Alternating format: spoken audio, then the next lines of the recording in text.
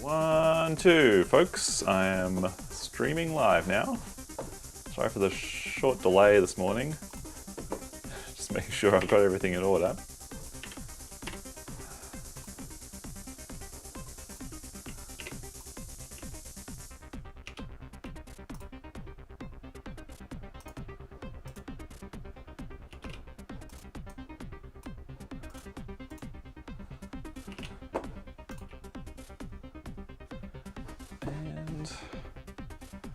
Where are we? Get my little remote control going. Should have all my videos live. Oops.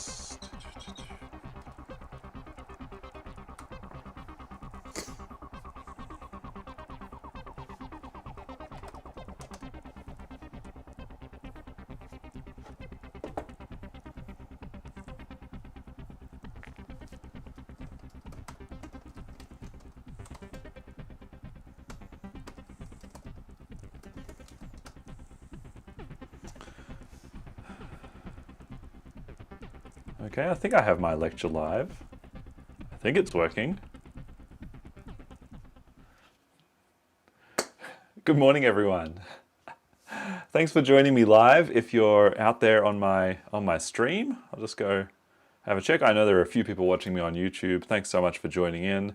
Of course, you know, we're getting to the last few lecture sessions for this semester, so I can imagine a few people might be panicking about various assignments. I'm just going to start my recording.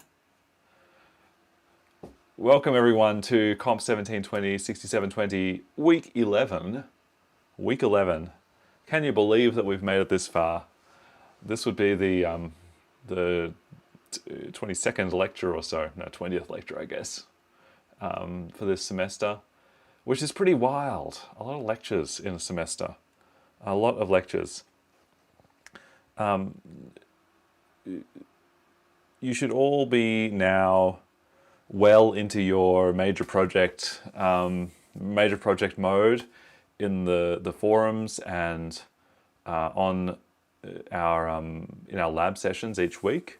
You will have started your major project. I'm pretty sure that the folks who are following me live have started the major project. I know that there are people in the class who haven't started their major project yet, because I can see if you've forked the repository and made a commit.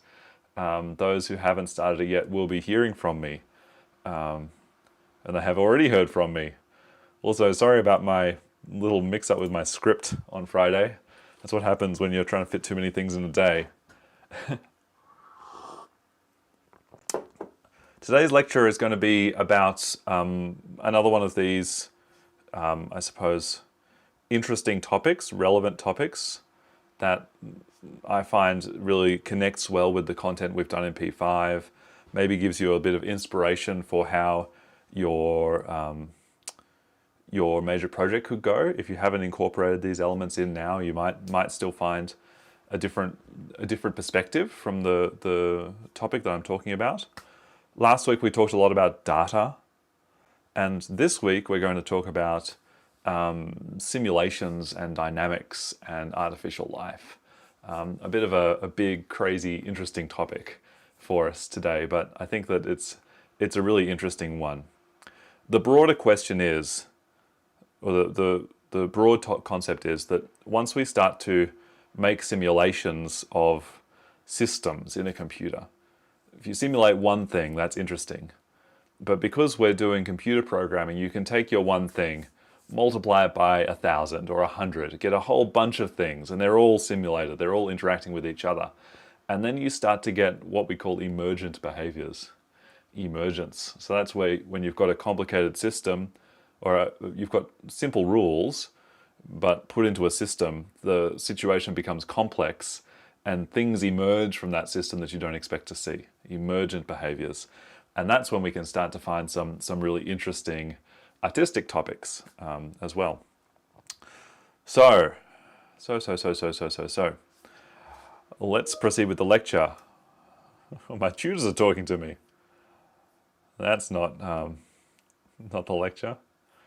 By the way, we're just working on the return for assignment 3. Returns should be happening tomorrow when we've finalized all of those grades. So getting that together. So you'll have some feedback from your third assignment before finalizing your major project over the next 2 weeks. Okay, first, it's time for a little bit of a warm-up session. Some positive affirmations. I have started my major project. I have committed my latest work to GitLab. I have been adding to my SOO as I go. I have looked at my major project at the test URL. When I need help, I ask on the forum. Don't we all feel much better?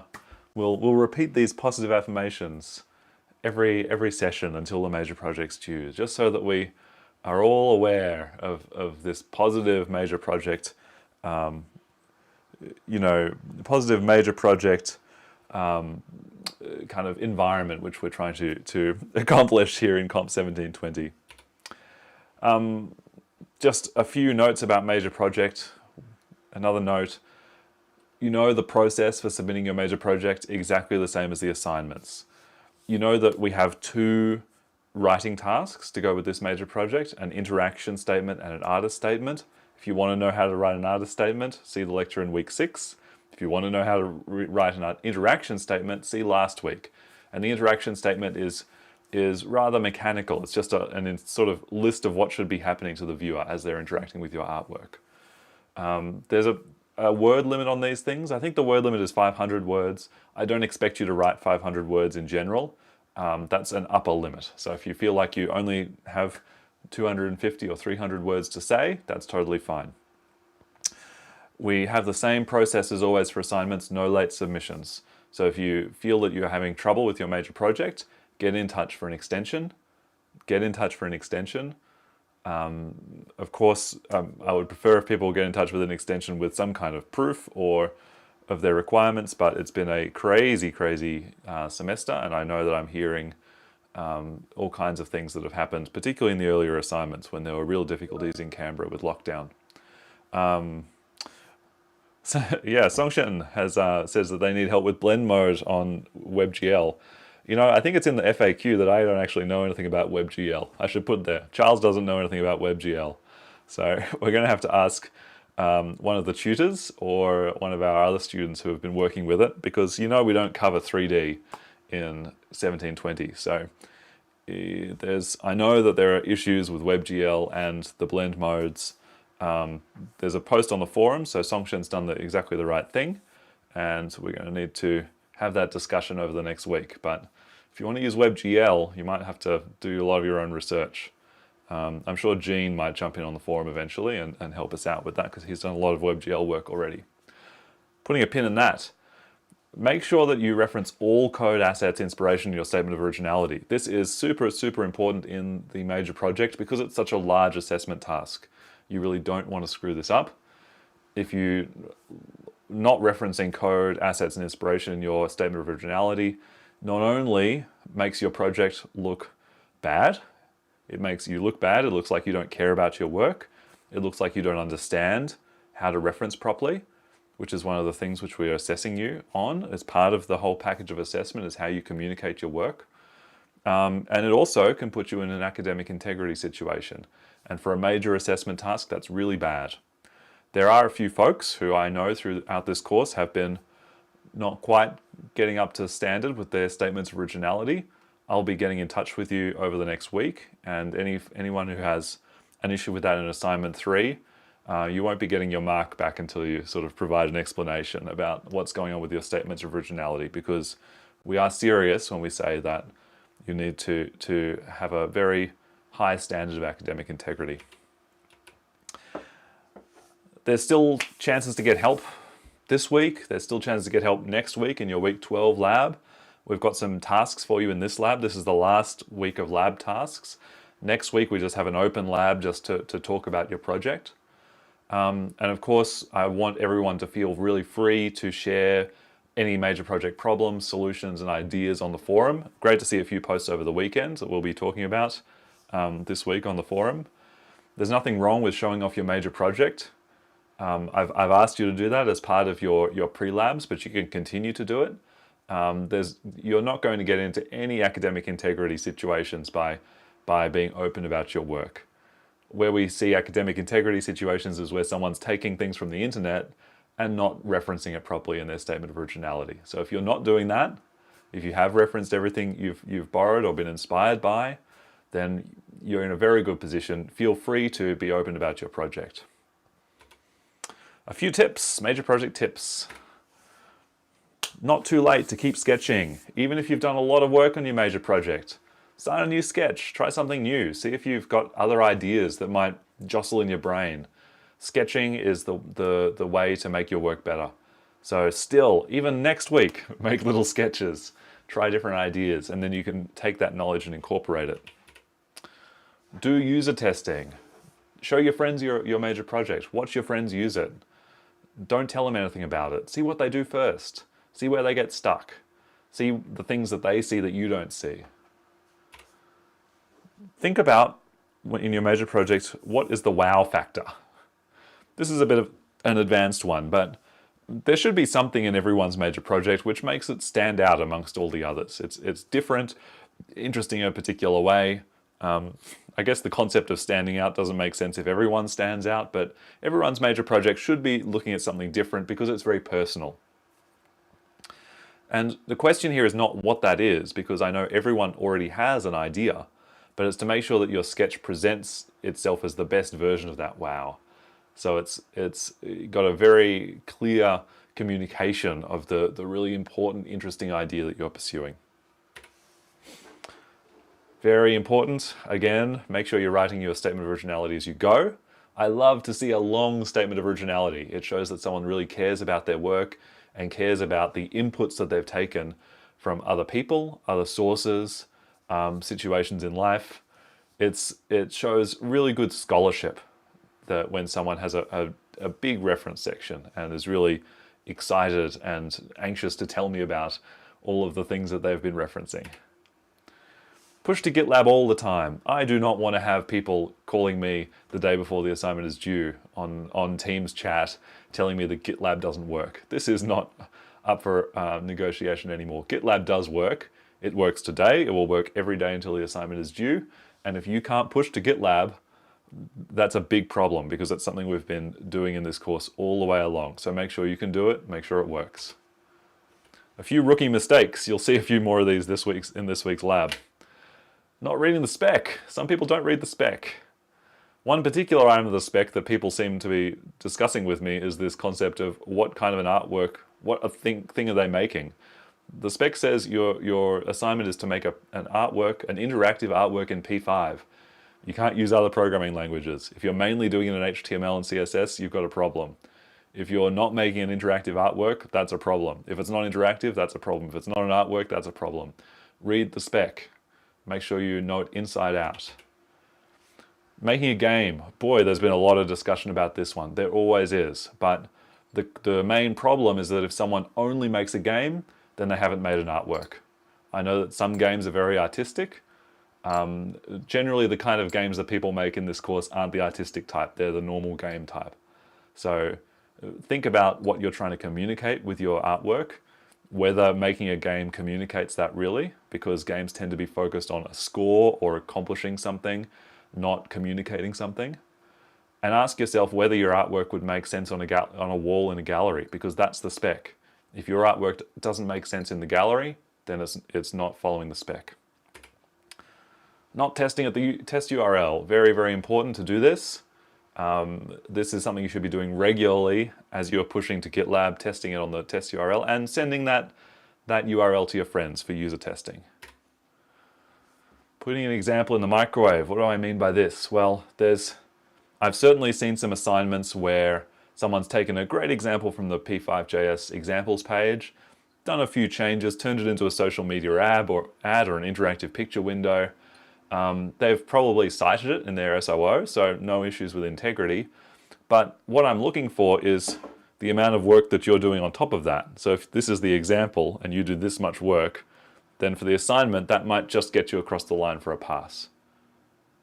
But for the major project, it's not going to do that. It's not going to be acceptable. So you'll be, if the line is here, there's the example, you get to here, you're not quite at the pass level. So this is a bit of a complicated finger motion, but the major project is supposed to be several weeks of work.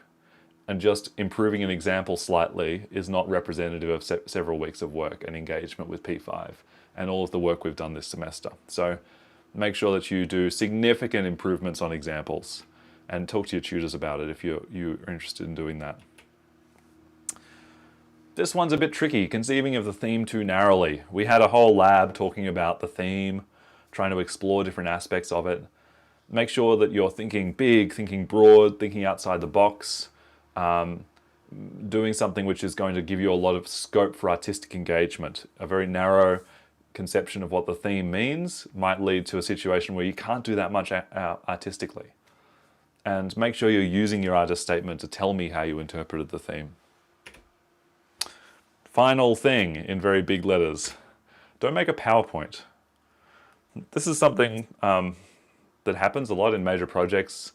People want to do more and they end up making several scenes, and then it's kind of just like, well, you just click through the scenes just like I'm clicking through slides right now. And each scene in itself maybe isn't that interesting or has a small interaction. And that's the PowerPoint thing, right? Something which is just this slow movement through scenes. I have to press next. If your artwork has a next button, maybe that's a problem, right? We're not thinking about things that should be just a bunch of flat images. So it needs to be interactive, it needs to evolve and have interest emerge and engage me. And I'm not really engaged by pressing next. Okay, that's enough admin corner for today. Up to code theory. Code theory. What are we going to talk about today? Today we are taking inspiration from nature, from these lovely grass blades right in front of you. Yeah, maybe I was talking directly to one particular member. Feel targeted? No, but I didn't. This slide has been in there for 2 years, so you can't have been exactly personally targeting anyone in the class. But it's an issue, I think, and even when students, I guess I'm talking to someone particularly in the chat who's just jumped in and saying that they feel a bit targeted by this, in a friendly way, I hope. But the issue is that we're trying to make engaging interactive experiences, and it's hard. It's hard. And sometimes the first idea that you have of how to do that isn't the best one. So finding ways to creatively express these experiences that you want to do is going to take time and some exploration. Okay, inspiration from nature. What about these concepts? Movement, friction, force, fields, growth, reproduction, decay, collaboration, ecosystems. So these are all things that change over time. And the goal of this lecture is to take a few of these systems or concepts and simulate them, and then explore the dynamic and emergent behaviors that can pop up once we do that. And we've got a few examples, a few ideas today and this week on Thursday to talk about. So here is the book. This is the book that I'm kind of referencing in this lecture here. It's called The Nature of Code by Dan Schiffman. Dan Schiffman also wrote a lot of resources for P5 and processing before that, and has a great YouTube series, and seems to just be a great all-around teacher. So certainly, if you're looking for inspiration, have a look at this book. It's actually available for free online and as a pay-what-you-like PDF. This is actually the textbook for a second course in creative coding. So you might do a first course in P5 where you make fairly simple artworks.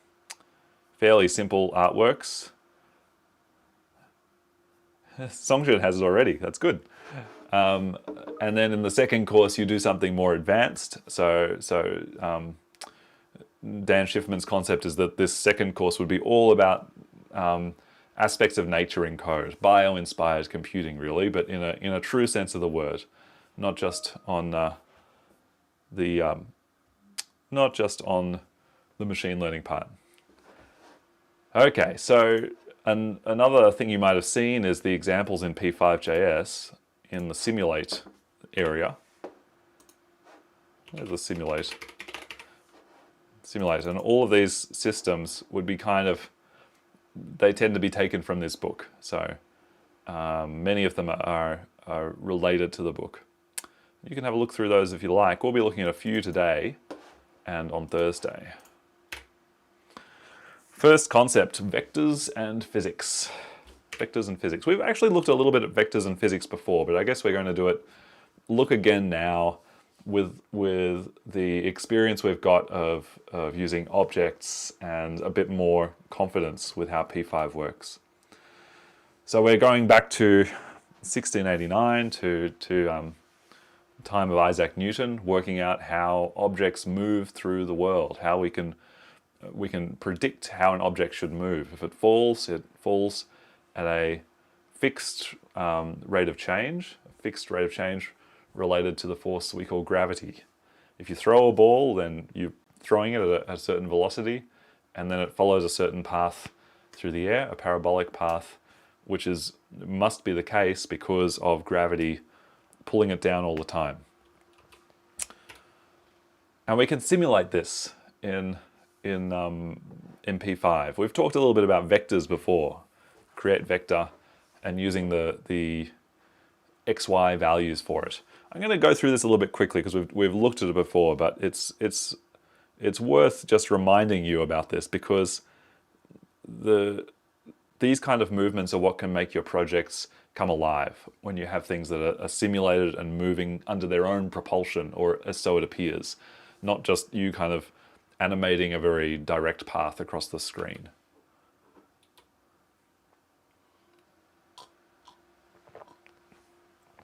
So the idea here, sorry, I'm finishing my coffee. The idea here is to make a model of a ball in P5 with vectors for its position and a vector for its velocity. So this is a bit of an upgrade on what we were doing with a ball before, or whatever blob or triangle or something I was making, because now we're doing it with an object. And so the object is going to have its own responsibilities for drawing itself and for changing its position according to the forces that are acting on it. So create a canvas in setup, and we're making this one ball object, ball with a position, and its position is going to be a vector, and a velocity, and its velocity is going to be a vector as well. And then we're going to have a function to draw it, and then a function to update its position. So the draw loop, all the draw loop's going to do is update that ball. Draw it and then update it. I'll just flick through the slides here to remember what I'm supposed to do, and then we'll do it all together. Now moving the ball, this is going to be adding its velocity at each frame. So the ball's velocity is always going to be changing over time.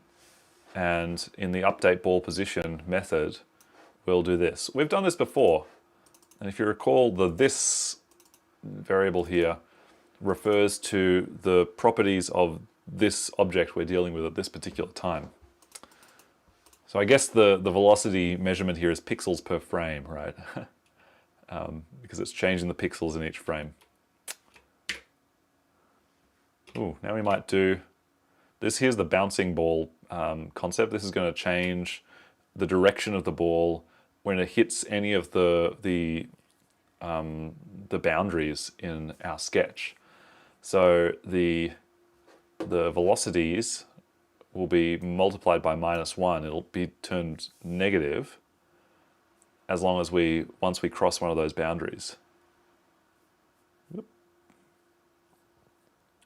Just trying to see what's going on in the comments now.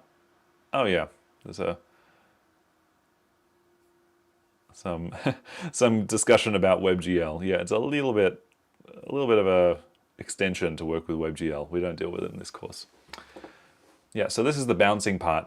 By bouncing means that the ball would have to move the opposite direction, so it has to have its velocity multiplied by -1.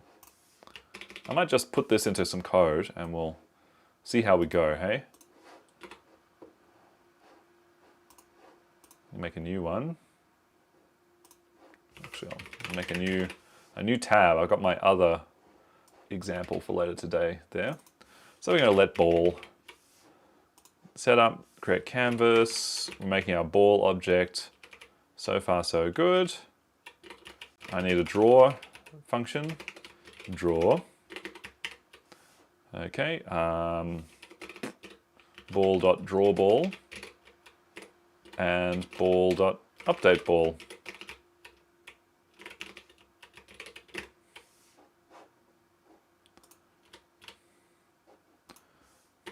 Okay, let's see how our function works so far. How our system works so far. Actually, I probably should have background. Whoops, I have an incorrectly spelled background. I'm just going to have a black background, just or maybe a little bit grey. A low grey, dark grey. There's my ball. There's my background. And so far it doesn't move because I don't have anything in update ball. Pause.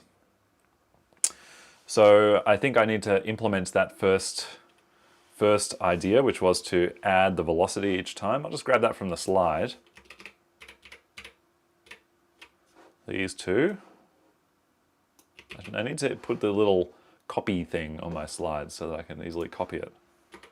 So now we've got updating the position, adding velocity vector to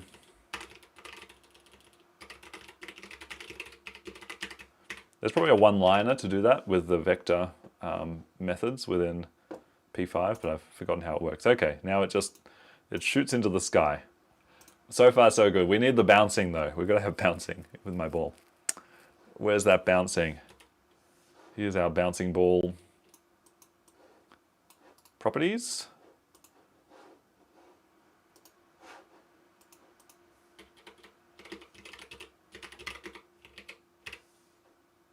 Oops.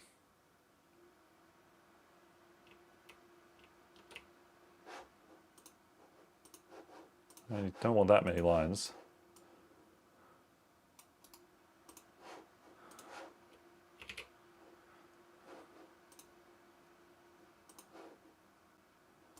Okay, so if it goes, let's look this through. If this .pos.x is greater than width, so it's off the right side of the screen, or if it's less than 0, so it's off the left side, well that's the right, and this will be the left side of the screen. If pos.y is greater than height, so it means it will be off the bottom of the screen, or it's less than 0. And in each case we invert or multiply by -1 the velocity in the x or y directions. So it will bounce back. Let's see how this works now. So we get some bouncing, cool.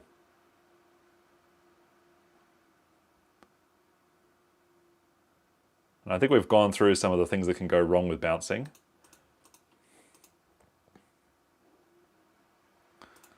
Now it would be cool to have some gravity, right? And what you typically get with gravity, I'm not sure why I've got that there, but okay. What you typically see with gravity would be a constant manipulation of the y velocity, right? So we're going to be adding every frame, adding a bit to the y velocity. This dot vel dot y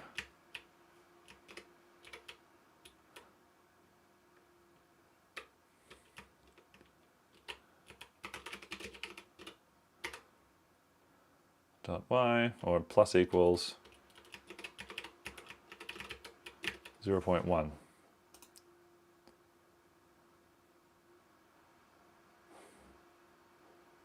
It just keeps bouncing forever now. What if I make that stronger? Oh yeah, now we get our strong gravity. It can never quite get up. It's always getting pulled back to the surface, and eventually it will just not bounce high enough to get back. We haven't implemented any sort of friction from those bounces, but oh yeah, we get our errors with our bounces. I'm not going to solve those errors today. If someone wants to solve them in the forum, they can send me a note about it. Oops. Week 11 ball bouncing model. So what if we make gravity upside down? We'll, instead of adding 0.5, we'll add minus 0.5. So we've turned gravity upside down. Gene is suggesting that I should be losing some energy when it bounces. Totally can do that. We'll just make it that 0.95. I might turn gravity down. Gravity's pretty strong right now.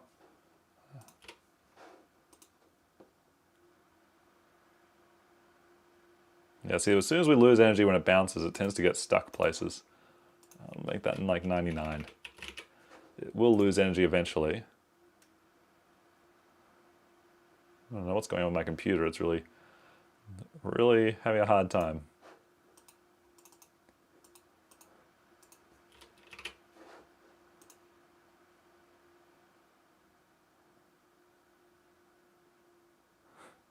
Doesn't seem to want to bounce off that wall anymore.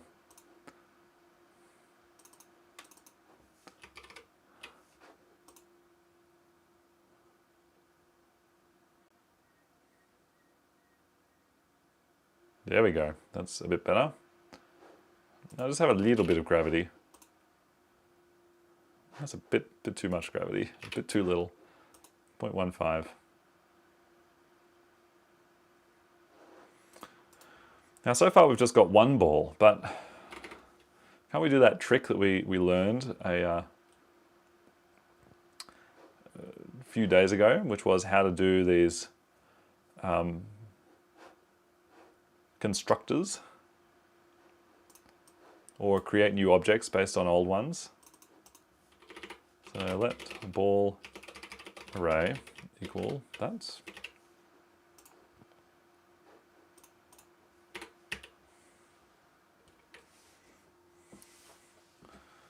Why don't we give it a color as well? I'm going to stop that ball. Just want to do something with my ball to make it a bit more interesting. Color will be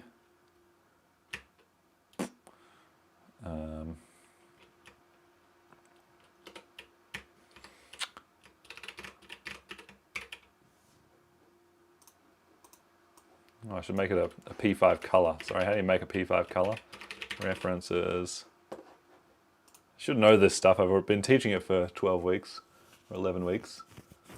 Make a color. There's one.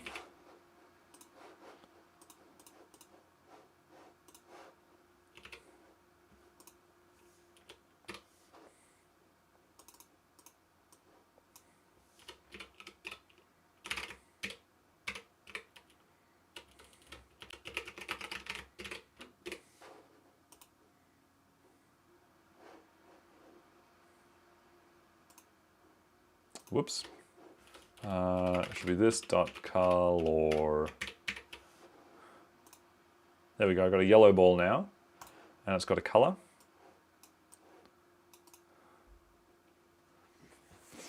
I'll go back to my week 10. What was it? My week 9 notes of how to create objects.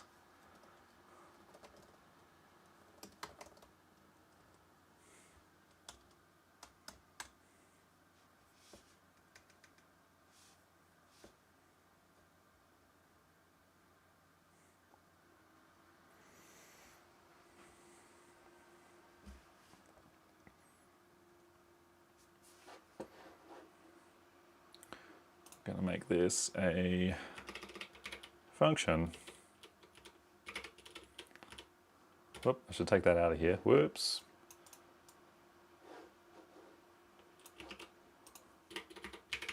Function, create ball.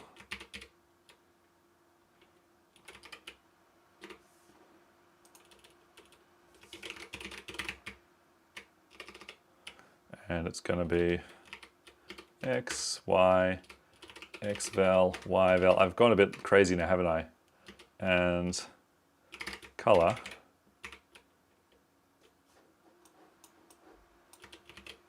So I've turned it into a constructor rather than a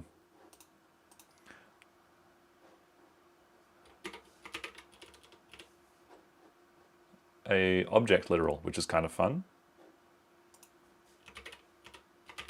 This dot drawBall equals function. I'll just update these things. Pos equals creates vector xy. This dot val equals creates vector xval yval. This dot color equals create vector. Oh, we don't need to create a vector for that one. We'll just get our color. Color. Okay, delete this. Turn these ones into functions. That one's correct. This dot update ball position equals a function. Okay, so far so good, I think. Tidy up my code. Oh, got something wrong there. Thought I was doing something different, got confused about it. Don't need that. Now I'll tidy it up and see if it's still confused. I think it's not confused anymore. So we've got our constructor for making bouncing balls rather than simply one bouncing ball. So let's make some random bouncing balls for let I equals 0, I less than 10. We'll have 10 of them. I plus plus.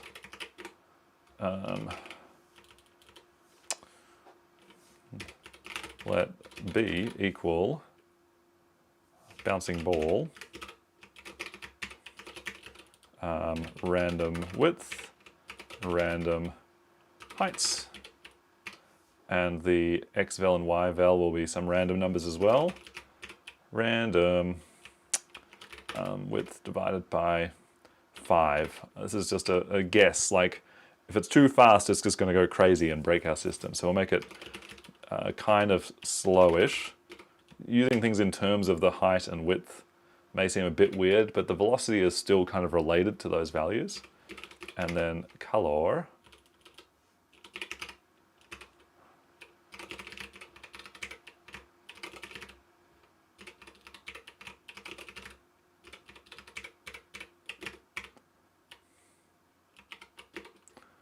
B. Well, we have ball array.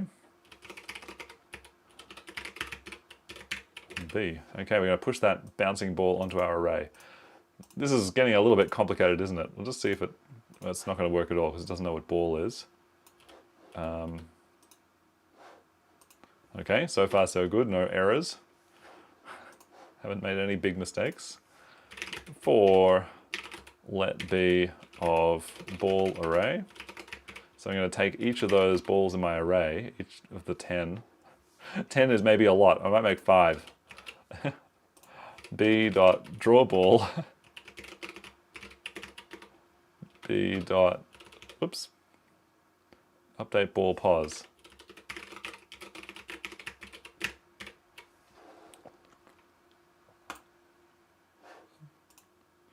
B is undefined. Let b of ball array.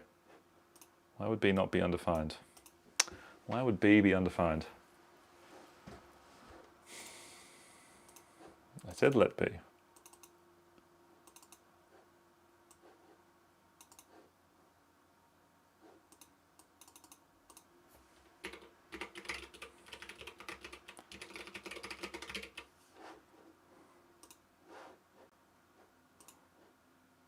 Oh, they're all undefined. That's no good.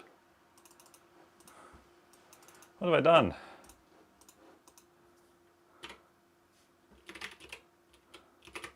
Someone's telling me what I've done in the chat.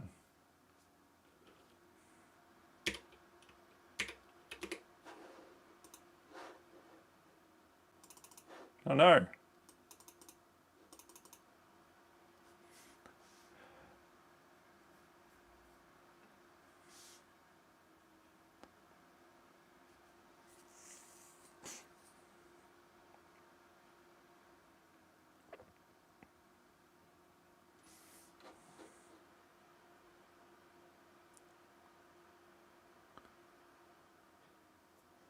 function, bouncing ball. What have I done wrong?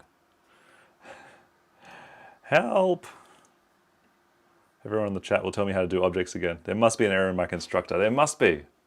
There must be an error in my constructor. Have I done it right? It's causing B to fail to define. I know. That's what I know. I know it's causing that to fail to define. Have I got my... Is that function working? I'll just make these simpler for a minute. Still undefined.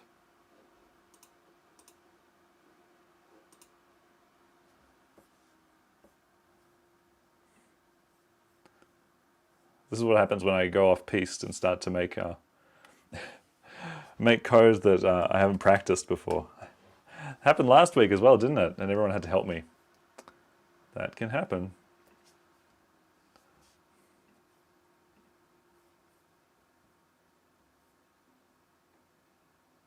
I'm not. I forgot. New. That's my... Thanks, folks. I forgot my one important letter. It's been too long since I've had to use the vagaries of new. So we've got our new bouncing ball. There we go. That's the magic word that tells P5 and JavaScript that you would like to create an object from a constructor. How silly of me. Ah, there we go. Whoa, it's working. Too many bouncing balls, and they're bouncing too furiously. And they're slowing down and starting to all get lost. Eventually they'll all have that error occur and fall off the screen.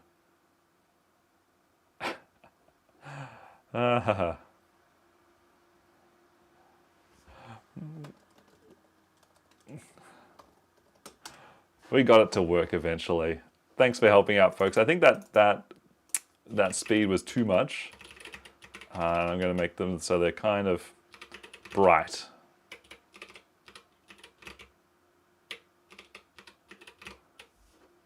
So this is where things get interesting, because we've set up our simulation within an object. We've set up a simulation within an object. And now we can make as many of this object as we want. We can add some lots of complicated interest in our sketch by just making this number higher. So if I made 3 balls, they kind of bounce in different directions. Those ones are all blue. That's a bit odd. Okay.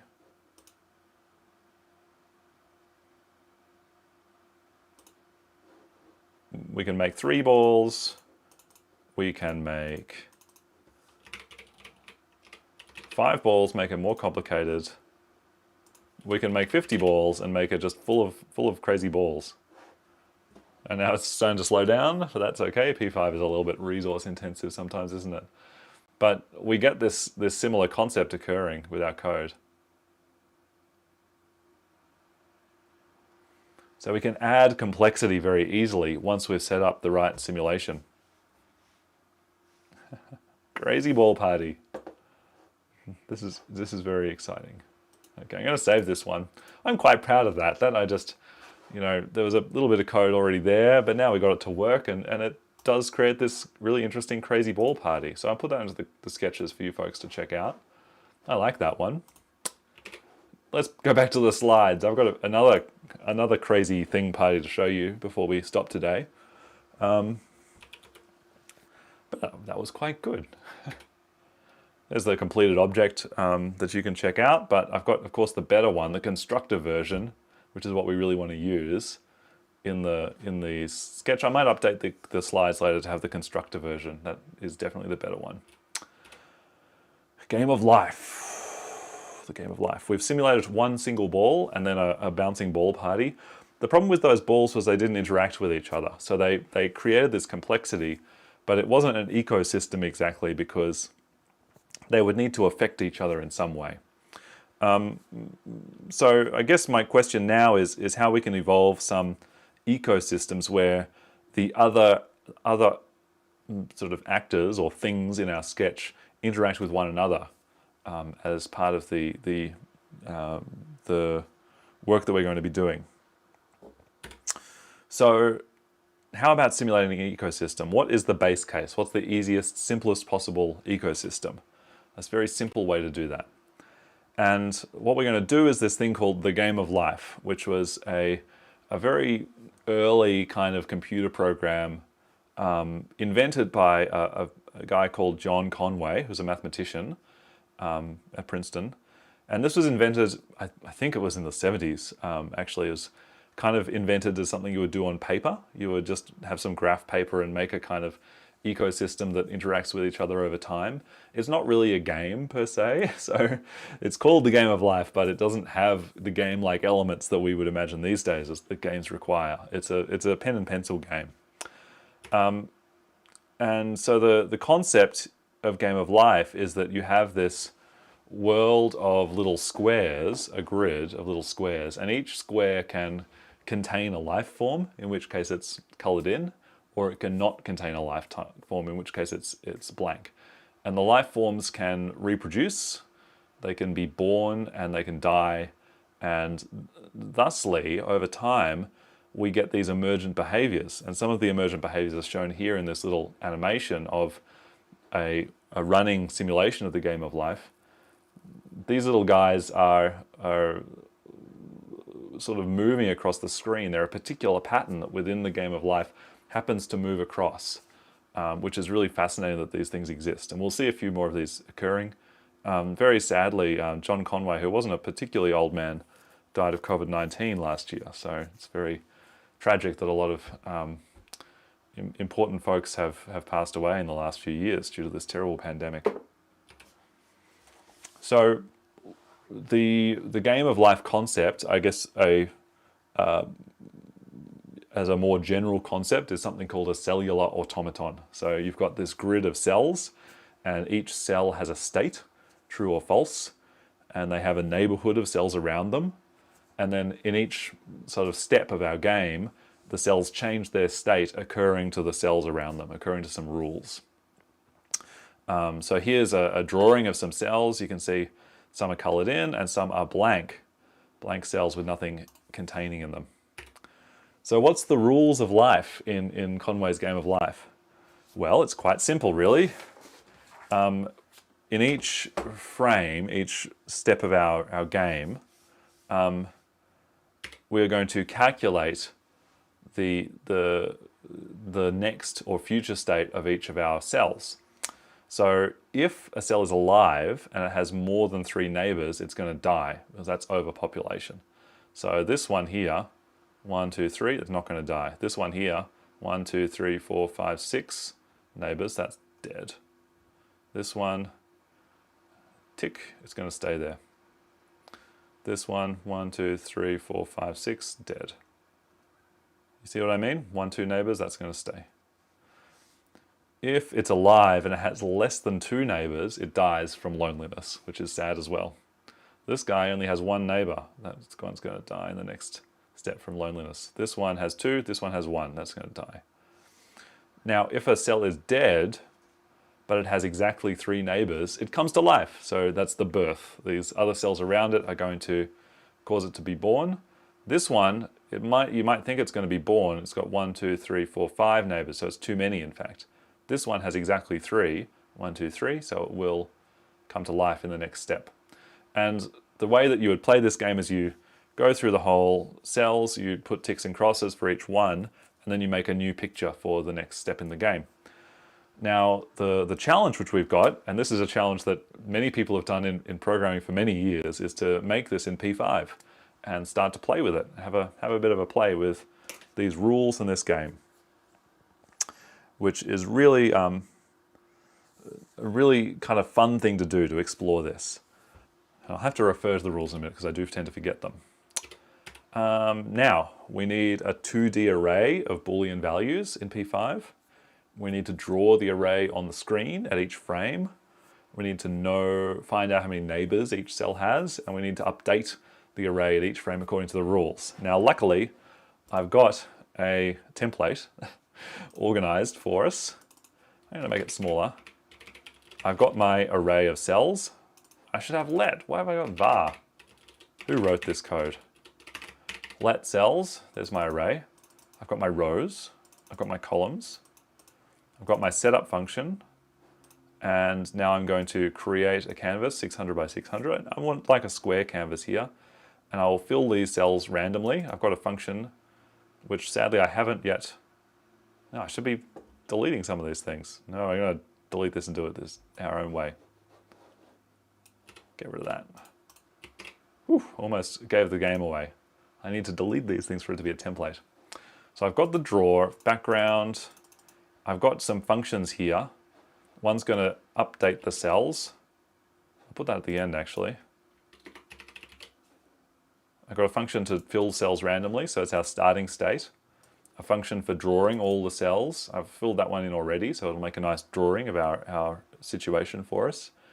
And I've got two more functions. One's going to update the cells, and then a helper function which will just get our neighbors for each step. Okay, so let's get started. We've got to first of all implement this fill cells randomly function. So let's go through our 2D array. So at the moment our array is empty. I'm going to need to iterate over each cell and fill it in with something. Let I equal 0. I is less than or equal to rows. We'll do rows first and then columns.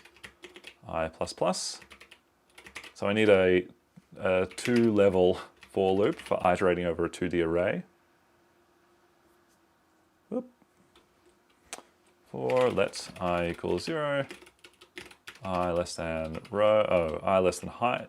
Should be J, not I. I can't use I twice. Who wrote this code? Who indeed? J less than columns. Gotta put some spaces in there. What am I? Some kind of animal. And J++.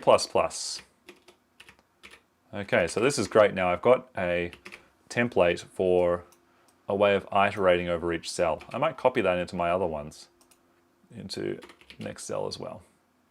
That's my little iteration template. Now, I'm just going to take each cell or each row, make a let row equal a blank array to start with, and then for each column, I will push on a random value, false or true. And then after I've done the whole column, I'll push that row onto my list of rows.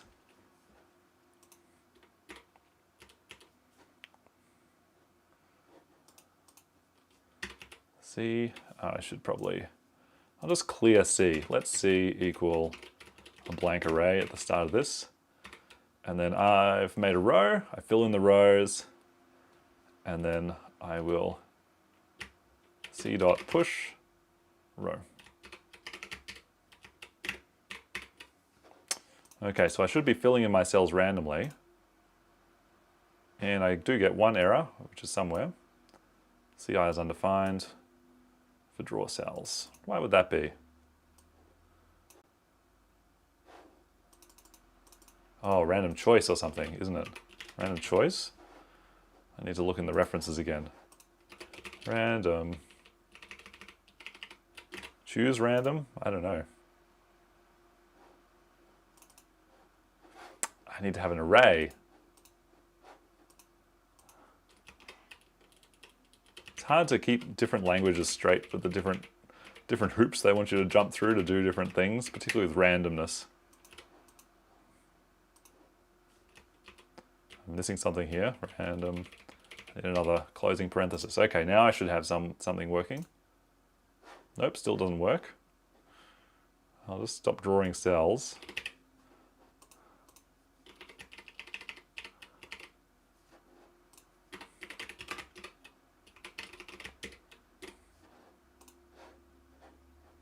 I have to return C or something.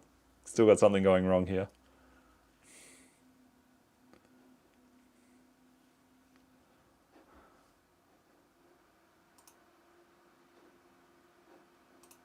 Would have expected that to work.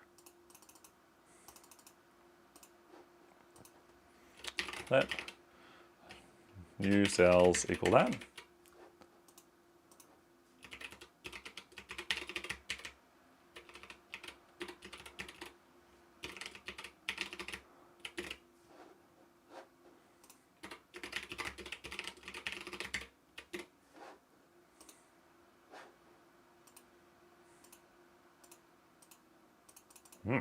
Doesn't seem to work, does it? Oh well, I'll return it. We'll do this functionally. That's probably a better way to do it anyway. Return new cells. Again, it seems to be confusing programming languages.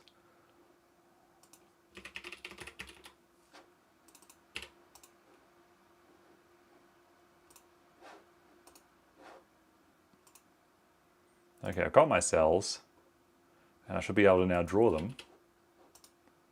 There's my cells. Okay, so this is just a random arrangement of cells, and we can see what's going to happen. Doing the updates. So at the moment, nothing is happening.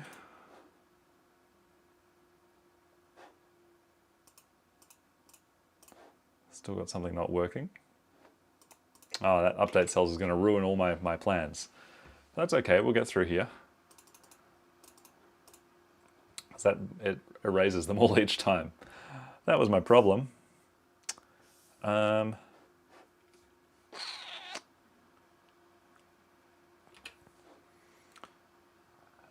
was I? Oh yes, I've got to implement update cells.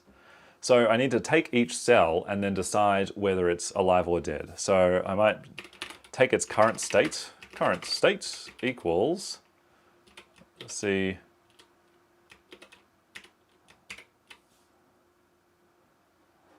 ij. Okay, and then I need to find out its number of neighbors. So let num neighbors equal something. I'm going to use this other function, get neighbors, Cij. Okay, let's implement the number of neighbors function. So this is going to be a lot of if, then, and else's, right? We need to go through all of the different neighbors surrounding that cell. So if see, all of these are booleans, right? So we can just do an if on those particular numbers. So if c minus I minus 1, j minus 1, then I might make some value. Neighbors, everybody needs good neighbors. I've forgotten how the tune Neighbors goes. It's a very long time since I've heard that tune. Maybe John Conway wasn't thinking of Neighbours, the Australian sitcom, when, or what is it, a drama or a soap opera, when he was designing this, but it's nice to think that he might have been. If that is true, we will do Neighbours++.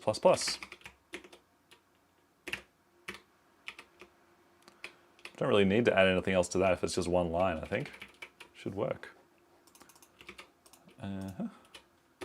So we need to going back to my cells. If this is ij, that's I minus 1, oh, it's I, j minus 1. That's I minus 1, j minus 1. Same I, j minus 1. So we've got to go through a lot of 1, 2, 3, 4, 5, 6, 7, 8 options.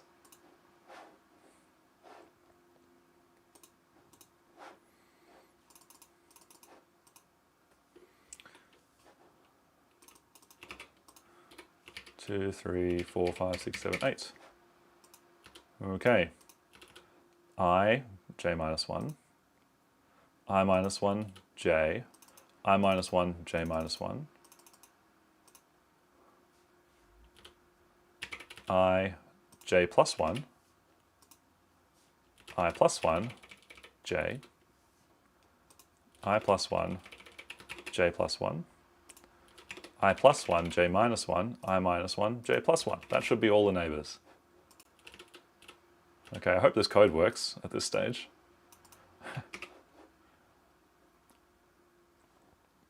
So we've got our number of neighbors. Now we need to do the rules of life. So the first rule was, if it's alive and it has more than 3 neighbors, it dies. Okie-doo.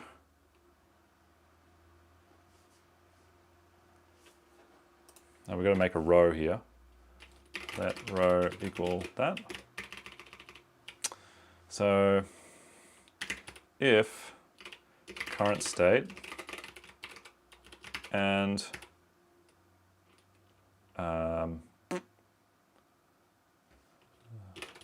num neighbors greater than 3,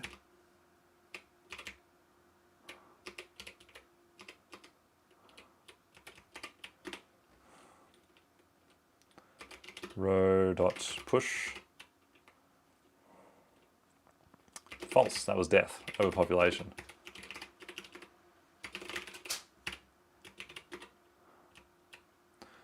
If it's alive and the number of neighbors is less than 2,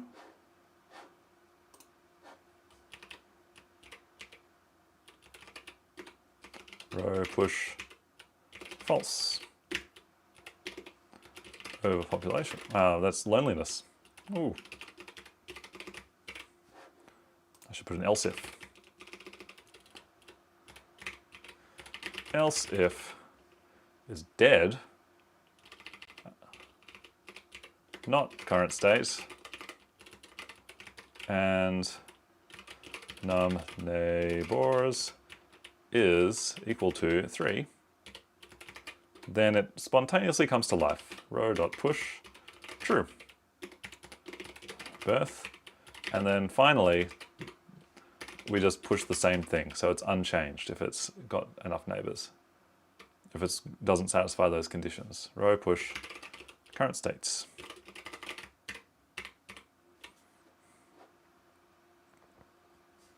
And then at the end of each row, we push that onto next cells.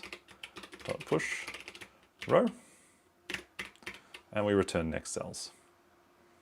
I wonder if it's going to work. I haven't pressed go on the update cells thing now. Last year when I did this, it didn't work for some reason. So we'll find if it works this time. Nope. See, what is that one? I minus 1. 74.7. Oh, it might be causing a problem if it's on the edge. So if it's on the edge of the screen, if it's this cell, then we wouldn't have an I minus 1. Well, that's problematic, isn't it? Maybe what we should do is just avoid the edges.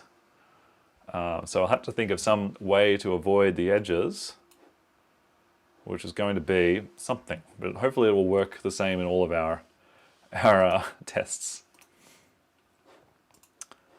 I can't remember what I did for that last week. Yeah. Could open one of my previous ones.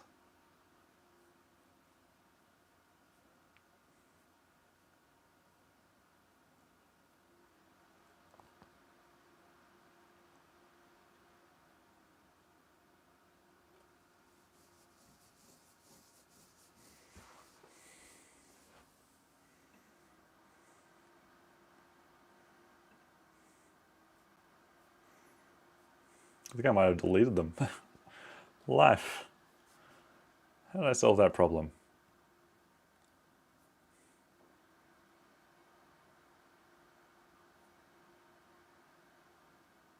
Oh well, we'll figure it out. So what we really want to do is have nothing in the edge. So when I'm doing my initial generation, I'm going to make sure that all of the edges are false. So if I equals 0, it's going to be 4 options. I equals 0, or j equals 0, or I equals rows, the number of rows, so the last one, or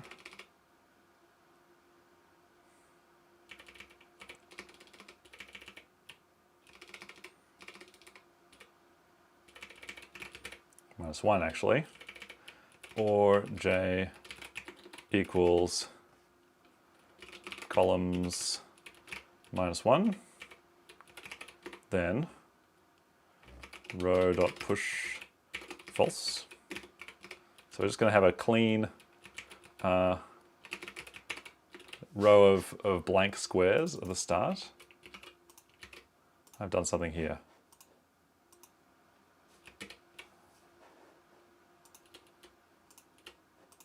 Okay, I might just skip update cell for the moment and see if we get our...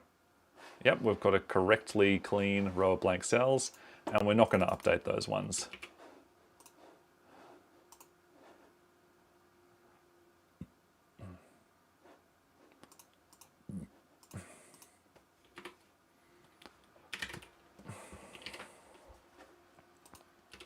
So if it's a border row, we're just going to do nothing. Row.push false.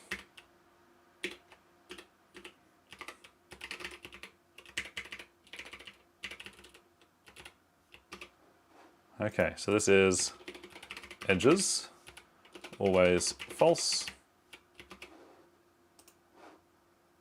And now we can do our updating cells and see if it works. Oh, nope, we're not getting there. Oh, we need to do that early. Fail early.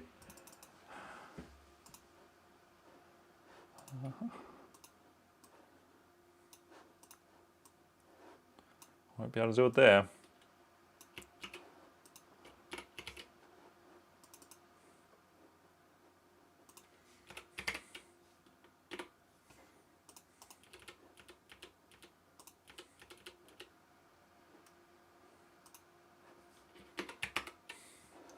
I just have to clean up tidy code and get that all indented. Okay, that looks better now. So run the rules of life. Let's see if it works. Oh! It seems to be working. Oh, and that's good. If it tends to disappear, that sort of suggests that it's working, because it's very difficult to get game of life games to be stable over time. The rules tend to favor death. Let's make a bigger one and see if we get some interesting phenomena. Yeah, we got the squares. Squares tend to be stable systems. But the other parts, you can see a few things. There's a stable system, there's a stable system. Those are cool. I forget what they're called in Game of Life. If we go into the Wikipedia article,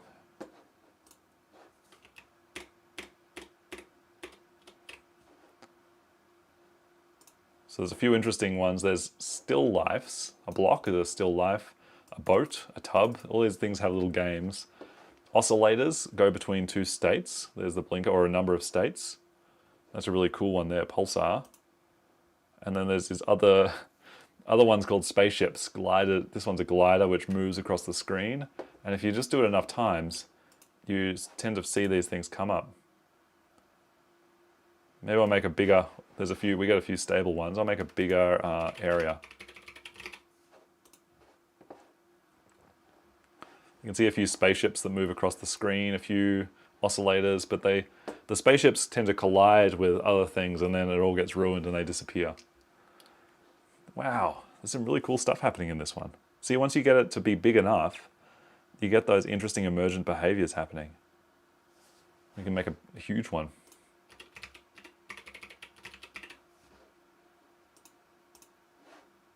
Whoa. That's cool. You know, it's like life in a petri dish, isn't it? If we made this big enough, it might simulate the universe. So there's my game of life, Charles' life.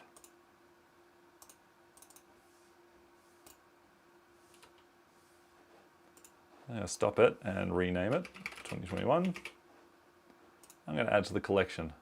And again, quite proud of that. We've done a few good things today. Now, we are at the end of the slides for today. Someone asked a question about the pre-lab. I'm just going to point that out, what to do this week. But on Thursday, we'll be looking at another ALife concept called boids, which is how kind of these little creatures that flock together and act in a certain interesting way. So we can try that out. Going back to our website, labs for week 11. Oh, I got the wrong lab. Wrong URL. Someone has asked what to do with this pre-lab. Your task for this pre-lab is to talk about an idea you've decided to ignore, abandon, or delete from your major project. And then you post some kind of mock-up to illustrate that idea and explain what it was and why you're not including it. The concept here is that you have to find something. So if you haven't had any ideas that you've ignored, abandoned, or deleted from your major project, you haven't been working on your major project enough. So everyone, when they work on an artwork, generates a lot of ideas and then prunes some out that aren't working. So you need to find the ones you've pruned out. If you haven't had any of those ideas so far, I would suggest you think of 10 new ideas for your major project, decide which ones you're keeping and which ones you're not keeping, and then talk about one that you're not keeping and explain why. So yes, you have to do this. It's the pre-lab exercise. You have to tell us about the negative parts of iteration, which is taking out ideas that aren't going to work. So that's the pre-lab task for this week. We're now at the end of the lecture, so I'm going to say goodbye until Thursday. You will get your assignment marks back tomorrow, and I hope that everyone is having a great time in week 11 and enjoying the last few weeks of semester 2. So see you folks on Thursday for the second part of this series.